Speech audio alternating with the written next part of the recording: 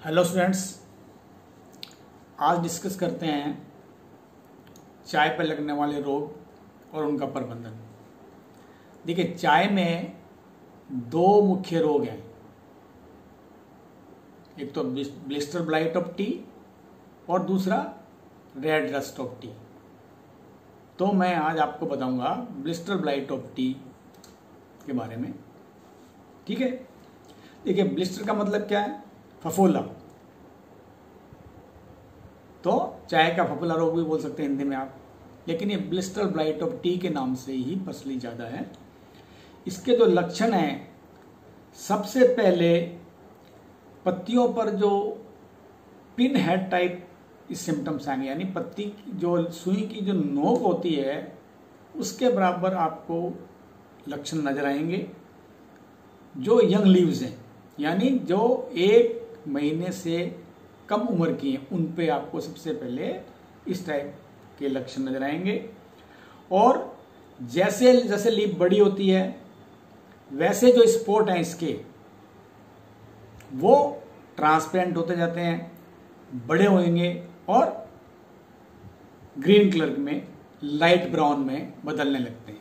ठीक है, और 7 दिन के उपरांत जो नीचे की सरफेस है पत्ती की, उस पे ब्लिस्टर लाइक स्पॉट नजर आएंगे, यानी उस पे फफोले के रूप में आपको धब्बे नजर आएंगे लोअर लिप सरफेस पे।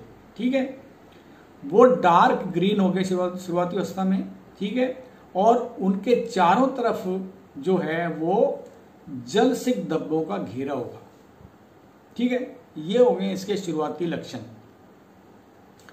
अब इन ब्लिस्टर्स में क्या होता है कि स्पोर्स होते हैं, जैसे जैसे स्पोर्स से बाहर निकलते रहते हैं ब्लिस्टर से, वैसे वैसे इसका जो रंग है ब्लिस्टर का वो चेंज होता रहता है, बदलता रहता है। ठीक है, और शुरुआती अवस्था में ये वाइट हो जाएंगे जब इनसे स्पोर निकल जाएंगे, और इनमें सिकुड़न हो जाएगी फफोलों के अंदर। ठीक है, और बाद में सब्सिक्वेंटली क्या होगा, ये ब्लिस्टर जो है, फफोले जो है, ये इनका जो रंग है वो भूरा होने लगेगा, और जो यंग स्टेम है, तना है, वो क्या होगा, झुक जाएगा, डिस्टॉर्टेड हो जाएगा और टूट जाएगा अपने आप, और उसकी मृत्यु हो जाएगी। ये ब्लिस्टर ब्लाइट ऑफ टी के लक्षण है। ठीक है, ब्लिस्टर ब्लाइट ऑफ टी का जो रोग कारक है, पैथोजन है, वो है एक्सोबैसिडियम वैक्सेंस। एक्सोबैसिडियम वैक्सेंस। ठीक है, इसका जो क्लासिफिकेशन है वो फाइलम है इसका बेसिडियोमाइकोटा, क्लास है इसका बेसिडियोमाइसिटीज। ठीक है, और इसकी ऑर्डर है वो एक्सोबैसिडियल्स, और फैमिली है एक्सोबैसिडियेसी, जीनस इसका एक्सोबैसिडियम, और इसकी स्पेसीज है वैक्सेंस। तो पूरा नाम हुआ इसका एक्सोबैसिडियम वैक्सेंस। जो पैथोजन है, रोग कारक है, वो जो पत्ती पर फफोले होते हैं उनके आसपास या उनके अंदर सीमित रहता है। ठीक है, और जो लोअर एपिडर्मिस है उसमें बंडल समूह के अंदर ये इनका माइसिलियम निकलते हैं। ठीक है, और जैसे लोअर एपिडर्मिस बस्ट हो जाएगी उसमें से स्पोर निकलेंगे आप अपने आप। फंगस जो 2 तरह के स्पोर ज्यादातर बनाता है, ठीक है, कोनिडिया और बेसिडियो स्पोर। कोनिडिया की संख्या सबसे ज्यादा मिलेगी आपको, वो टिप पे, स्टार्क के टिप पे सिंगली लगे होते हैं। ठीक है, और इस फंगस का जो जीवन चक्र है, लाइफ साइकिल है, वो 11 से 28 दिन के बीच की होती है, और एक सीजन में स्पोर की सेवरल जनरेशन होती है।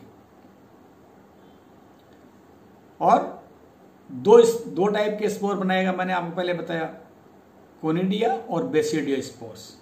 एक ही ब्लिस्टर में, एक ही फफोले में दोनों तरह के स्पोर आपको मिल सकते हैं। ठीक है, स्पोर्स हैं वो एयरबोर्न है, और इस रोग का जो परपेचुएशन है, मतलब एक सीजन से दूसरे सीजन जो फैलता है, उसका मुख्य कारण है जो ऑलरेडी इन्फेक्टेड चाय की झाड़ियाँ बुशेज हैं, उनके द्वारा रोग जो है एक सीजन से दूसरे सीजन फैलता रहता है। सोर्स ऑफ इन्फेक्शन में फिर क्या हुआ, देखिए आप, प्राइमरी जो इन्फेक्शन है वो इन्फेक्टेड बुश है जो कि as a collateral host act करता है ब्लिस्टर ब्लाइट ऑफ टी के पैथोजन का, या फ्रॉम द सोयल, ये इसके प्राइमरी सोर्स ऑफ इन्फेक्शन है।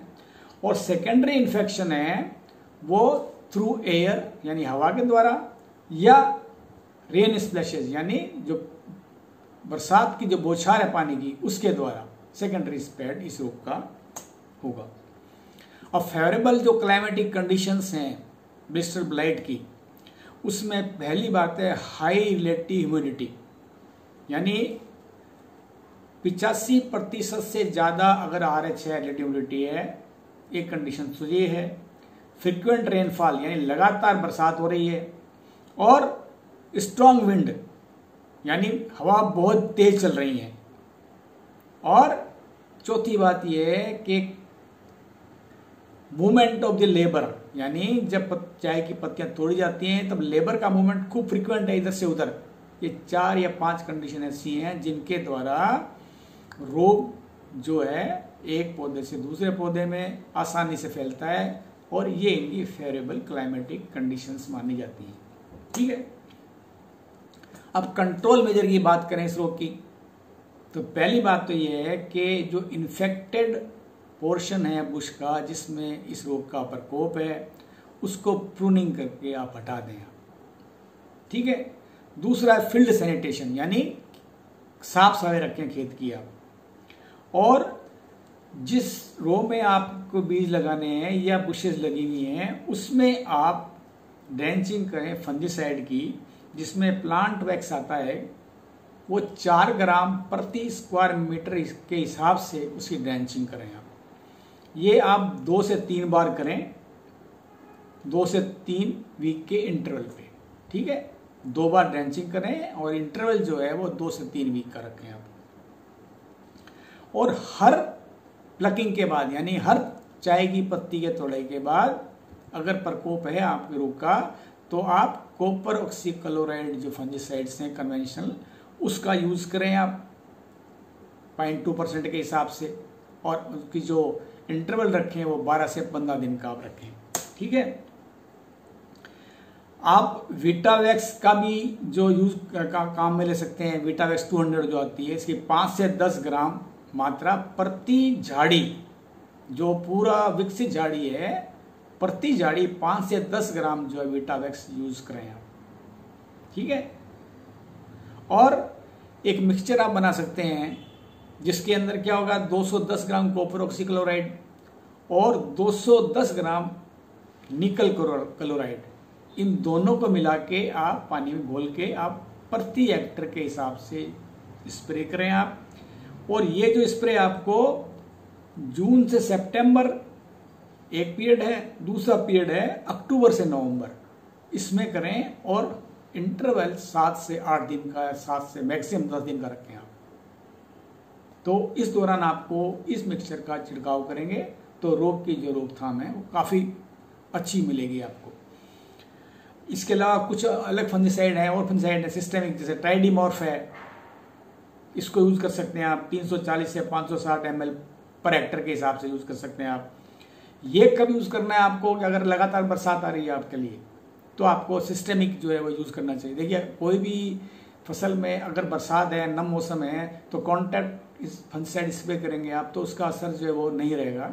वहां पे हम सिस्टेमिक फंजीसाइड का ही रिकमेंडेशन देते हैं। ठीक है, इसके अलावा क्लोरोथेनोलिल है, बेलेटोन है, इनमें से कोई भी आप आराम से स्प्रे कर सकते हैं, जो कि सभी सिस्टेमिक है। तो ये पूरी जो मैंने आपको बताया ब्लिस्टर ब्लाइट के बारे में। ओके।